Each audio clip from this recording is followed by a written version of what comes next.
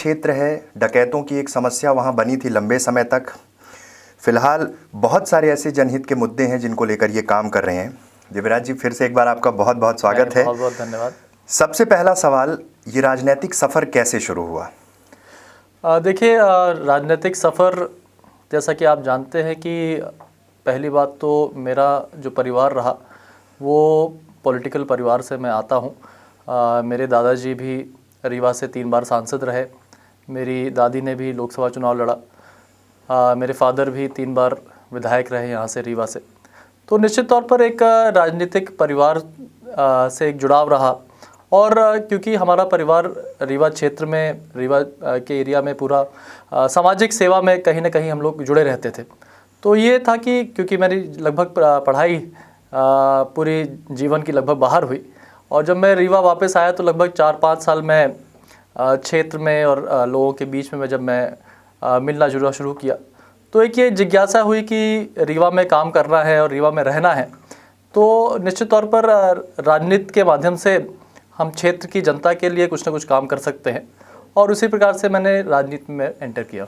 2012-13 में आप पहले कांग्रेस में थे जी। कांग्रेस में आपने कांग्रेस में सदस्यता ली।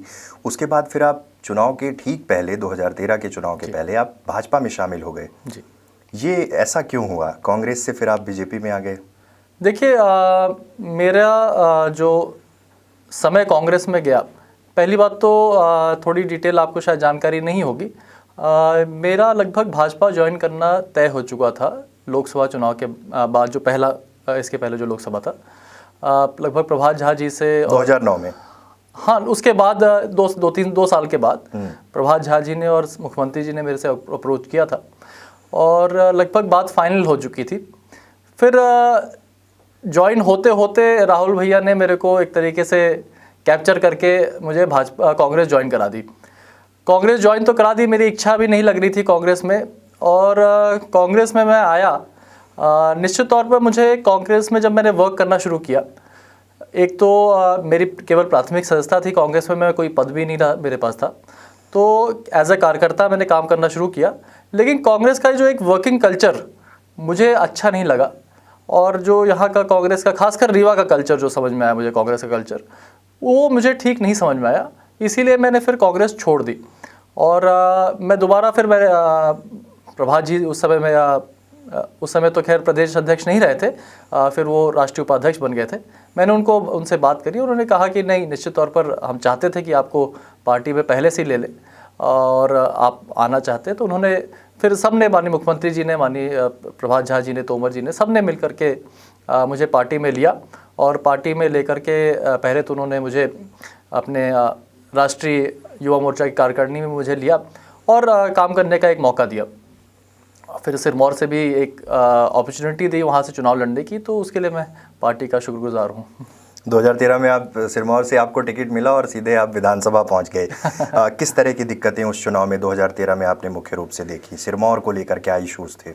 देखिए, जैसा कि आप जानते हैं, हमारा परिवार जरूर राजनीति से लगा हुआ था, लेकिन महाराज मार्तन सिंह जी के बाद सिरमौर क्षेत्र से हमारी लगभग राजनीतिक जुड़ाव काफ़ी घट चुका था, क्योंकि लोकसभा चुनाव फिर एक बार महाराज साहब समाजवादी पार्टी से ज़रूर लड़े, लेकिन क्या है कि वहाँ से लोगों से ऐसा कोई टच था नहीं। तो निश्चित तौर पर सिरमौर से लड़ना एक बहुत ही कठिन काम था, क्योंकि कार्यकर्ताओं से ज़्यादा जान पहचान नहीं थी, ज़्यादा गाँवों के बारे में जानकारी नहीं थी, ज़्यादा भौगोलिक स्थिति के बारे में जानकारी नहीं थी मुझे। तो एक चैलेंज रहा। माननीय मुख्यमंत्री जी ने, माननीय तोमर जी ने उस समय मेरे ऊपर भरोसा दिखाया कि आप ही को सिरमौर से लड़ना है। मैंने सिरमौर से टिकट मांगी भी नहीं थी, उन्होंने मुझे कहा कि नहीं, सिरमौर के लिए आप ही उचित रहेंगे। तो मैंने कहा भाई, जब पार्टी अगर मुझे निर्देशित कर रही है तो मैं निश्चित तौर पे मैं आपका जो भरोसा है उसको मैं पूरा रखने का प्रयास करूँगा। भौगोलिक दृष्टिकोण से सिरमौर बहुत बड़ा है जी। क्षेत्र में तरह तरह की कठिनाइयाँ आप भी फेस करते होंगे जी। जैसे यहाँ से दूर भी है और आप रहते रीवा में हैं, सिरमौर हर दिन आपकी विजिट रहती है, तो ये कई बार ये इशू सामने आ सकता है चुनाव के समय कि इतना दूर है, इतना बड़ा है क्षेत्र। जैसा कि आपको शायद जानकारी है कि नहीं है, मैं जब चुनाव लड़ा तो जो 15-20 दिन का, क्योंकि उस समय 15-20 दिन ही मिले थे हमको चुनाव लड़ने के, तो मैंने अपना वहाँ पर फिर शिफ्ट कर लिया था। मैं जवा में शिफ्ट हो गया था उस समय। जवा से ही मैंने पूरा चुनाव का संचालन किया।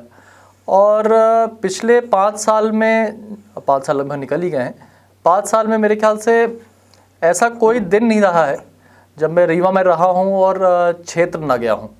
लगभग हर डे मेरा क्षेत्र में बना रहता है। कई दिन ऐसे होते हैं कि मैं क्षेत्र में रात भी बिताता हूँ। तो निश्चित तौर पर मेरा पूरा प्रयास रहा है कि क्षेत्र की जनता के साथ और हर गांव में पहुंच करके हर व्यक्ति से जो उनकी दुख सुख है उसमें जाना, सामाजिक कार्यक्रमों में जाना, साथ साथ में डेली लोगों से मिलना जुलना।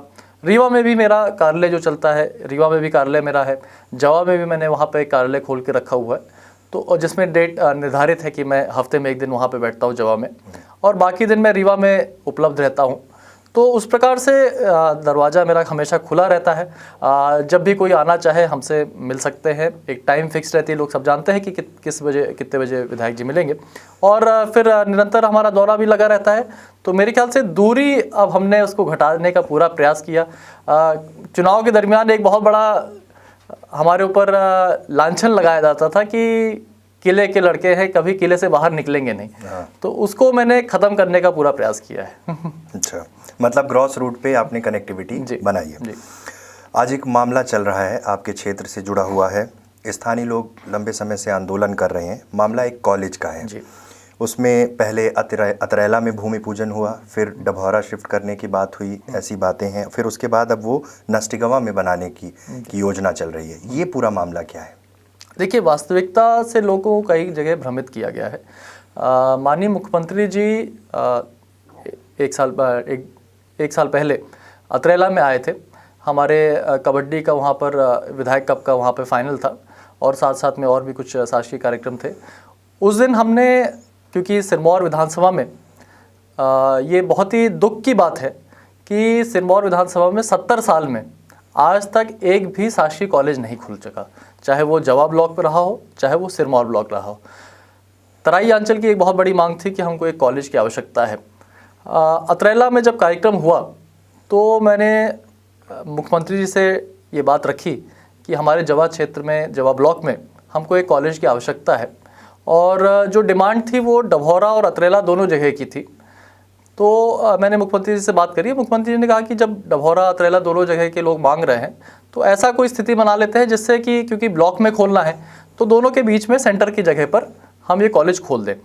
तो जो सेंटर की बात आई तो मुख्यमंत्री जी ने घोषणा कर दी कि डभौरा और अतरैला के मध्य में ज़मीन ढूंढ करके एक कॉलेज खोल दिया जाए। फिर उसी घोषणा के तहत ये बात बिल्कुल गलत है कि अतरैला में कोई भूमि पूजन हुआ हो।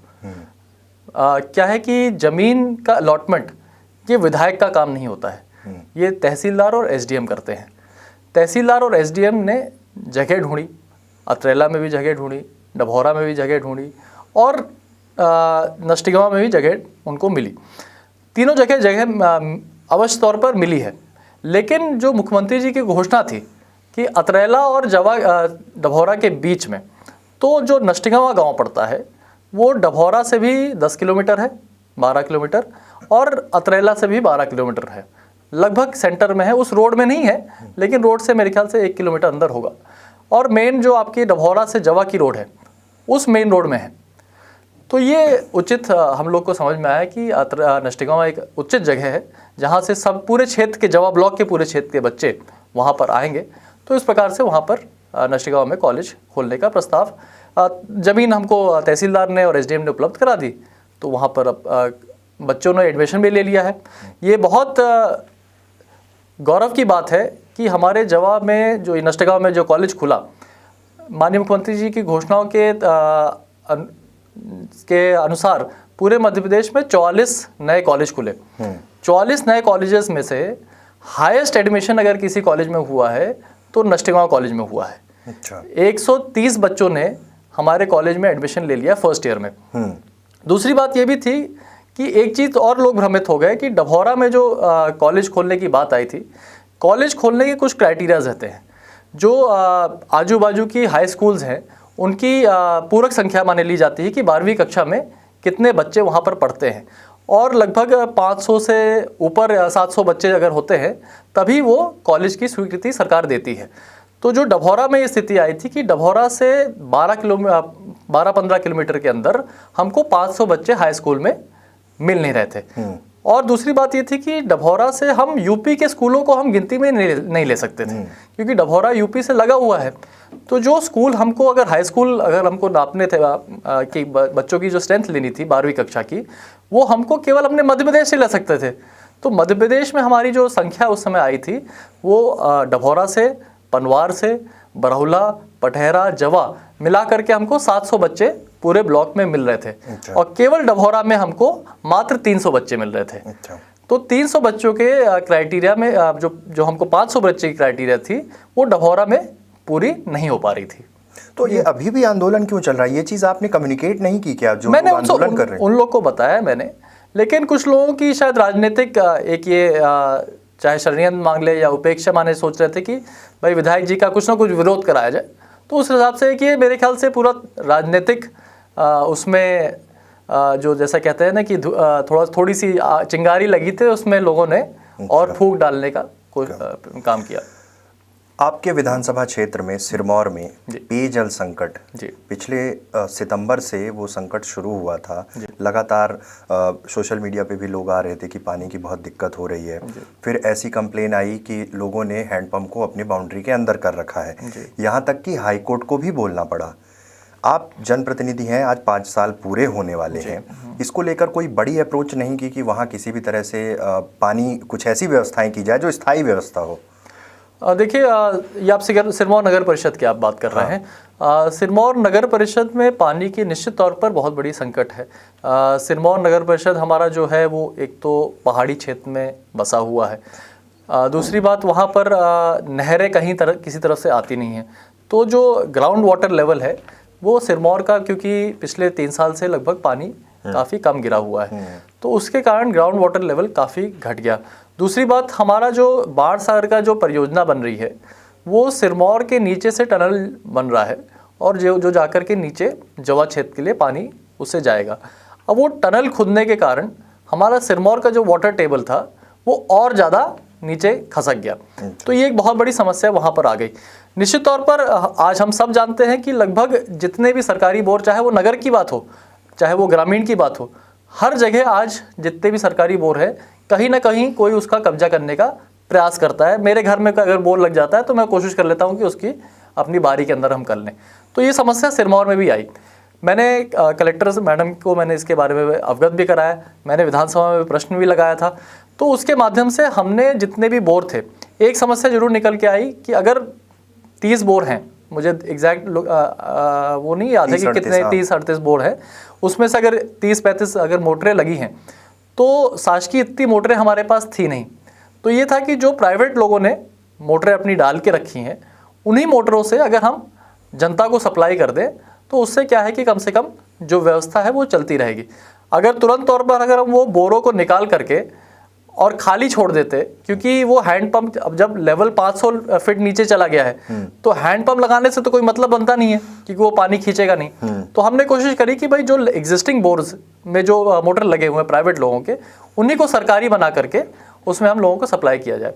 साथ साथ में हमारी जो सरकार की योजना आ रही है पेयजल योजना, वहाँ मीठा पानी देने की, अपनी 10 करोड़ की योजना हमारे सिरमौर में स्वीकृत हो गई है, उसका काम भी चल रहा है।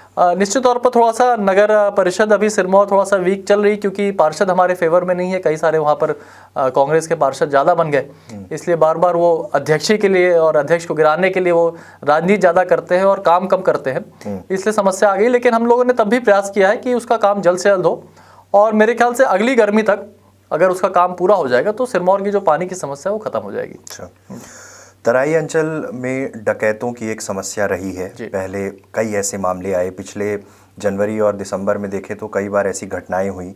आपने मुख्यमंत्री से कहा, एक टुकड़ी मिली पुलिस की और वहाँ पे सुरक्षा के दृष्टिकोण से फिर उसे हटा लिया गया।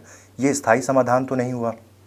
नहीं, हटाई नहीं गई है। हाँ। जब बीच में ये कोई धोनी गैंग 2-3 आए थे तो तुरंत हमारे क्षेत्र में लगभग 2-3 अपहरण हो गए। हाँ। और जैसी हमको ये जानकारी मिली, पहला एक अपहरण हुआ तो लगता है कि शायद एक आध हो गए, लेकिन जब 2-3 लगातार हो गए तो मैंने मुख्यमंत्री जी से भी बात करी, मैंने गृह मंत्री जी से बात करी, और जिस दिन मैंने बात करी लगभग 3 दिन के अंदर गृह मंत्री जी ने हमको वहाँ पर पूरी एक प्लेटून भेज दी, और वो प्लेटून अभी भी वहाँ पर है, बरकरार है। और जिस दिन से प्लेटून आई है उस दिन से भी एक भी घटना ये नहीं हुई है। तो मैं मानता हूं कि सरकार ने बहुत जल्दी तुरंत इसका निष्कर्ष निकाला और जल्द से जल्द वहां पर अपनी तुरंत कार्रवाई करी, और कई सारे लोग पकड़े भी गए हैं उसमें। मेरे ख्याल से 1 आध लोग बस बचे हैं मेन। लगभग सरकार ने निश्चित तौर पर बहुत अच्छे से इसकी कार्रवाई करी, और सभी लोग छूट भी गए। हमारे क्षेत्र के 2-3 जो पकड़े गए थे सारे छूट गए हैं, कि कोई किसी की दुर्घटना नहीं हुई कोई किस प्रकार की, तो सब छूट भी गए। और जिस दिन से हमारी वहाँ पर प्लेटून आ गई, तो जो हमारी स्थिति जो पहले की थी वो लगभग पुरानी वापस आ गई है। तो ये प्लेटून लगातार अब काम करेगी वहाँ हाँ पे? हाँ, बिल्कुल बिल्कुल। उसको हम लोगों ने निश्चित तौर पर अभी कम से कम चुनाव तक के लिए उसका व्यवस्था करी है कि चुनाव तक रहेगी। फिर जब सरकार अगली आएगी तो हम लोग फिर उसका रिवैल्यूएशन करके कि भाई आवश्यकता है कि नहीं है, उस हिसाब से हम लोग करेंगे। एज सच कोई बड़ा गैंग हमारे क्षेत्र में, जैसा कि एक ददुआ का जो समय था, बहुत बड़ा डकैती गैंग था वो, अब उस प्रकार का जो गैंग अब नहीं बचा है। अब ये जो छुट भैया जो आप कहते हैं कि जो एक आध क्राइम करके अपने आप को पैसा इकट्ठा करने की कोशिश करते हैं, वही बस बचे हुए हैं। रोजगार एक बड़ी समस्या है।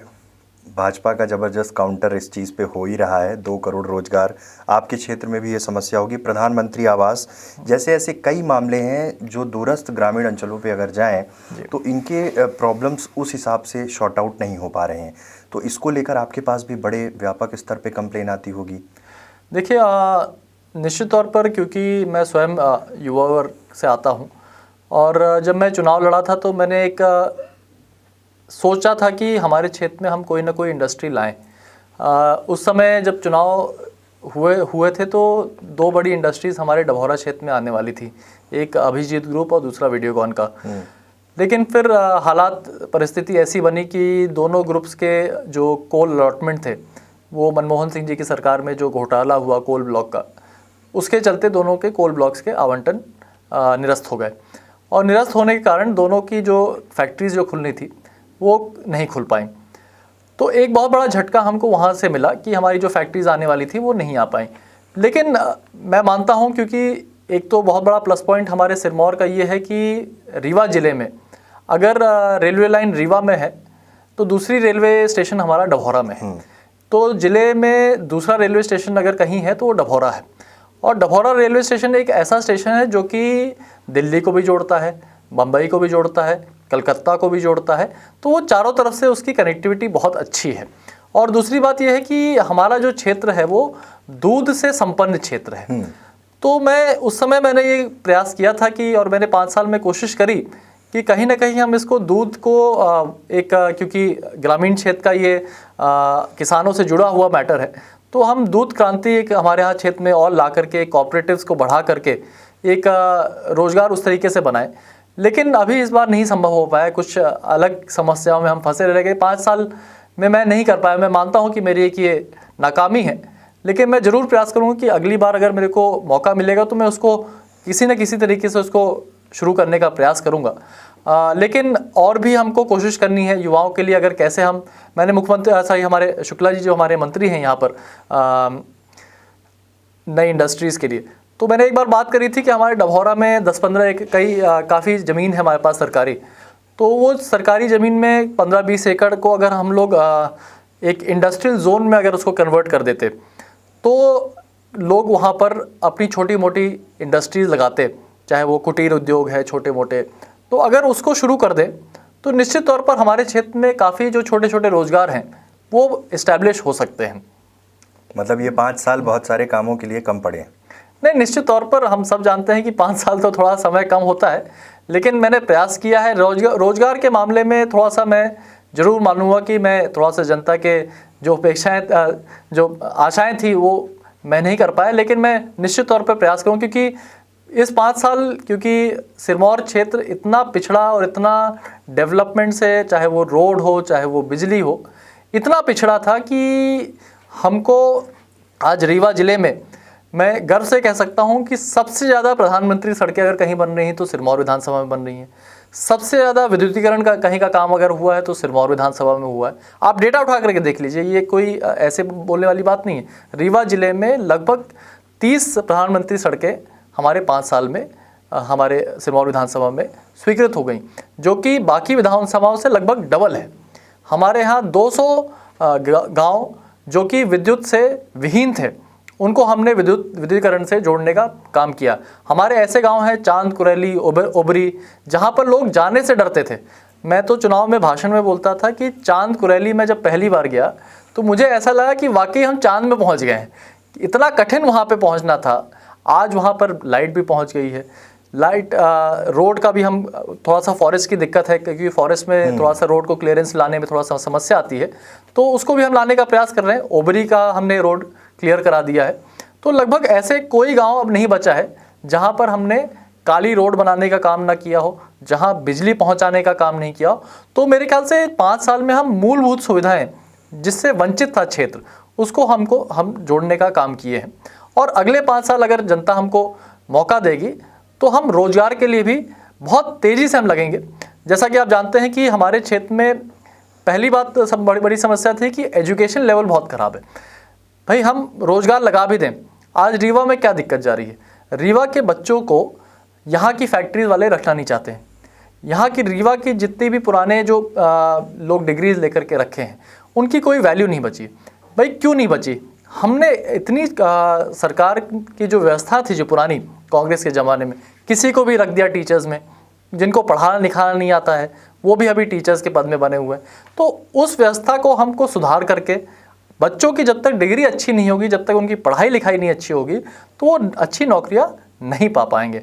हमारे क्षेत्र में हमने कॉलेज खुलवाने का काम किया, हम ITI खुलवा रहे हैं।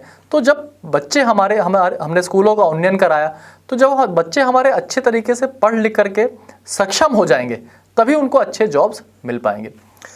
इतनी सारी बातें हैं आपने बताई, लेकिन इस बीच में जो पब्लिक के बीच से एक ओपिनियन निकल के आता है, अक्सर ऐसे कयास लगाए जाते हैं कि आप बीजेपी छोड़ सकते हैं। कई बार ऐसी बात होती है कि आपका टिकट कट सकता है, कई बार ऐसी बात होती है कहीं कांग्रेस में शामिल हो जाएं। ये इस पे, इन अटकलों पे क्या आज आप विराम लगा रहे हैं?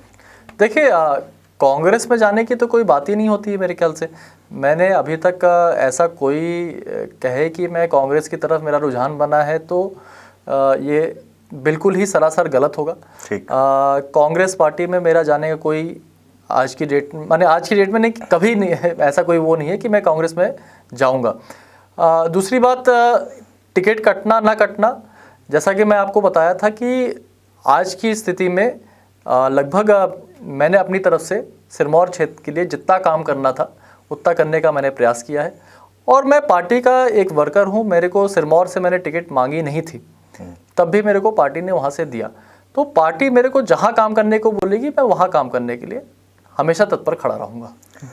भोपाल के सियासी गलियारों में ऐसी चर्चाएं रहती हैं कि युवराज दिव्यराज सिंह को मुख्यमंत्री व्यक्तिगत बहुत पसंद करते हैं, शायद इसीलिए आप पार्टी में आए हो, तुरंत टिकट देके विधानसभा आपको पहुंचाया। ऐसी कंडीशन में इसके पीछे का कोई तर्क है क्या कि इतना ज़्यादा आपको पसंद करते हैं? आपने जैसे मांग की थी तराई क्षेत्र में जो दिक्कत थी तुरंत पूरी की गई। अब देखिए, मैं मुख्यमंत्री जी का पहले से ही फ़ैन रहा और मुझे लगता है कि मुख्यमंत्री जी एक ऐसे व्यक्ति हैं जो कि डेवलपमेंट के लिए काम करते हैं और उनको कोई व्यक्ति ऐसा दिखाई देता है जो क्षेत्र के लिए निरंतर, क्योंकि मैं मुख्यमंत्री जी से, अगर अब ये कहना ख़राब लगेगा कि ऐसा कोई हफ्ता नहीं होता है जब मैं कोई ना कोई किसी की मेडिकल हेल्प ना कराऊं।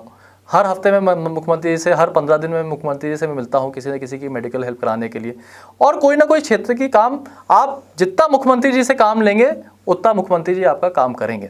तो अगर आप काम करेंगे तो निश्चित तौर पर आपके नेताओं आपको लाइक करेंगे, प्रेफर करेंगे। आप काम नहीं करोगे तो क्यों लाइक करेंगे? अगर मुख्यमंत्री सेटिस्फाइड हुए सिरमौर में आपके काम को लेके और कहा कि अब किसी और विधानसभा में मौका दिया जाए वहाँ के डेवलपमेंट के लिए, तब? देखिए, ये स्थिति, जैसा कि मैंने आपको कहा कि भारतीय जनता पार्टी के लिए मैं काम कर रहा हूँ। भारतीय जनता पार्टी को हमको जिताना है, चाहे जैसे जिताना है, चाहे जहाँ से जिताना है। पिछली बार आप 5,288 वोट से चुनाव जीते, मार्जिन बहुत बड़ा नहीं था। आपके निकटतम प्रतिद्वंदी डॉक्टर विवेक तिवारी बबला, पूर्व विधानसभा अध्यक्ष श्रीनिवास तिवारी के पोते श्रीनिवास तिवारी जी का कुछ समय पहले निधन हुआ है। एक सिंपैथी वोट भी उनके साथ जुड़ेगा, समीकरण बदल सकते हैं। ऐसी परिस्थिति में आप इस लड़ाई को कैसे देखते हैं 2018 में? देखिए, निश्चित तौर पर हमारा चुनाव जो था वो काफ़ी कठिन चुनाव था। मेरे ख्याल से लगभग जितने भी राजनीतिक उस समय पंडित बोल रहे थे कि शायद मैं चुनाव जीत ना पाऊँ, लेकिन हमने काफ़ी मेहनत की वहाँ पर। गरीब जनता से हमने जुड़ाव बनाया और गरीब जनता ने हमको एक मैंडेट दिया काम करने का। मैं ये मानता हूँ कि आज अगर आप क्षेत्र में नहीं जाओगे, जो कि मेरे ख्याल से बाकी कैंडिडेट जो हमारे साथ हमारे खिलाफ लड़े थे, वो आज तक मेरे ख्याल से क्षेत्र में उनका कोई एक्टिविटी रही नहीं। अब वो क्या करते हैं क्या नहीं करते हैं मैं तो एडवाइस नहीं कर सकता हूँ, लेकिन जनता में जुड़ाव हमको रखना आवश्यक है। अगर हम जनता में जुड़ाव नहीं रखेंगे तो कहीं ना कहीं हम जनता की नज़रों से पीछे हो जाते हैं। तो कोशिश मेरी यही रहेगी कि जनता के साथ जुड़े रहें और बाकी वर्डिक्ट तो जनता के हाथ में, वो चाहे जो करे। बसपा और कांग्रेस के गठबंधन की बात होती है। अगर सिरमौर सीट, ऑब्वियस अगर गठबंधन होगा तो सिरमौर सीट पे भी एक गठबंधन होगा, हो सकता है बसपा, हो सकता है कांग्रेस, किसी एक को मौका मिले। ऐसी परिस्थिति में क्या ये लड़ाई आपके लिए कठिन नहीं हो जाएगी? देखिए, लड़ाई हमेशा कठिन होती है, तो लड़ाई को ईजी कभी नहीं लेना चाहिए। हम निरंतर काम करते हैं, किसी से भेदभाव नहीं करना है, हर व्यक्ति को जोड़ने का प्रयास करना है। हम भारतीय जनता पार्टी मेरे ख्याल से बहुत बड़ा दिल लेकर के चलती है और मैं स्वयं बहुत बड़ा दिल लेकर के चलने का प्रयास करता हूं कि हर व्यक्ति को हम लोग जोड़ें। और अगर हम निश्चित तौर पर अगर सबको जोड़ेंगे, क्योंकि सबको जोड़ेंगे तो कोई चुनाव कठिन नहीं होता है। एक आखिरी सवाल, एट्रोसिटी एक्ट के बारे में बात कर रहा हूं। ये इस समय एक ऐसा क्योंकि दोनों तो एट्रोसिटीज़ एक्ट के बारे में निश्चित तौर पर अभी जनता में कुछ ना कुछ एक विरोध प्रदर्शन हुआ है लोगों में। मैं सरकार से भी मेरा अभी जो सरकार में जो पार्टी में अभी जो पद है वो उस लायक नहीं है कि मैं इस पे कोई डिसीजन ले सकता हूँ, क्योंकि एक तो पहली बात तो ये केंद्र का मैटर है, स्टेट का मैटर है नहीं। लेकिन मैं निश्चित तौर पर ये मानता हूँ कि भारतीय जनता पार्टी की सरकार में किसी के ऊपर भी हमारी सरकार ये नहीं कह सकती कि उसके ऊपर कोई ना कोई गलत उसके ऊपर FIR हमारी सरकार दर्ज करने का प्रयास करेगी, और अगर ऐसा कुछ होता है तो हमारी सरकार उसको कहीं ना कहीं प्रोटेक्शन देने का पूरा काम करेगी। नहीं, अध्यादेश है ना, इसलिए हर बीजेपी के लीडर, हर कांग्रेस के लीडर, सबसे पूछा जाता है कि भाई जब जांच के बाद FIR का प्रावधान, तो क्यों आखिर बीजेपी ऐसा बिल लेके आई? ये एक सवाल, बहुत जेन्युइन सवाल। हालांकि आपने कहा कि आप अभी इतने बड़े जिम्मेदार उस पद पे नहीं है कि आप कुछ कमेंट करें। देखिए, निश्चित तौर पर जो SC ST वर्ग है वो कहीं ना कहीं सदियों से प्रताड़ित रहा, और अभी भी हम चाहे वो ग्रामीण क्षेत्र में चले जाएं, चाहे शहरी क्षेत्र में चले जाएं, चाहे SC ST वर्ग के अगर आप लोगों को देख ले जो कि पढ़े लिखे भी हो गए हैं, सम्मानित पदों पे भी पहुंच गए हैं, लेकिन अभी भी श्रवण उनको उसी नज़र से देखते हैं। तो कहीं ना कहीं अभी भी एक बहुत बड़ा गैप दोनों वर्ग के बीच में नज़र आता है। तो हमको उनका लेवल या उनको उस स्टेटस पे लाने के लिए सरकार को बहुत काम करने की ज़रूरत पड़ती है। तो मेरे ख्याल से कहीं ना कहीं उनको प्रोटेक्शन देने की बहुत बड़ी आवश्यकता है, लेकिन निश्चित तौर पर किसी को प्रोटेक्शन दे करके दूसरे को फांसी पे नहीं चढ़ाया जाना चाहिए, ये ज़रूर सही बात है। और हम कोशिश करेंगे कि सरकार ऐसा कोई एक बीच का रास्ता लेकर के आए जिससे उनकी भी जो मांग है, जो उनका अधिकार सदियों से छूटा हुआ है, उससे वो उभर करके एक स्ट्रीमलाइन में आ जाए इकोनॉमिकली और फाइनेंशियली और एजुकेशन वाइज से। अगर वो सही ढंग पे सही लेवल पे आ जाएंगे तो आरक्षण और ये एट्रोसिटीज़ एक्ट वगैरह जो भी है, ये सब चीज़ अपने आप ख़त्म हो जाएगा।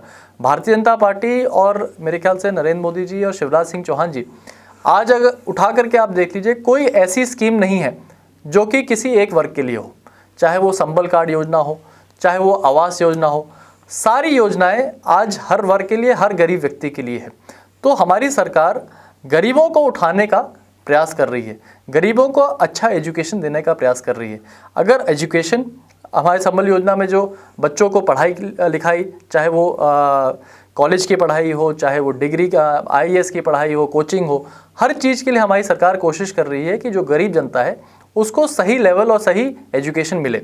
अगर एजुकेटेड हम हो जाएंगे, हमारा इकोनॉमिकल स्टैंडर्ड अगर अच्छा लेवल का आ जाएगा, तो ये आरक्षण की बात और एट्रोसिटीज़ एक्ट ये अपने आप समाज माने हमारे देश से ख़त्म हो जाएगा। एक आखिरी सवाल, युवराज दिव्यराज सिंह का पॉलिटिकल विज़न क्या है? किस विज़न के साथ आप आगे बढ़ रहे हैं और आगे क्या करने की मंशा है?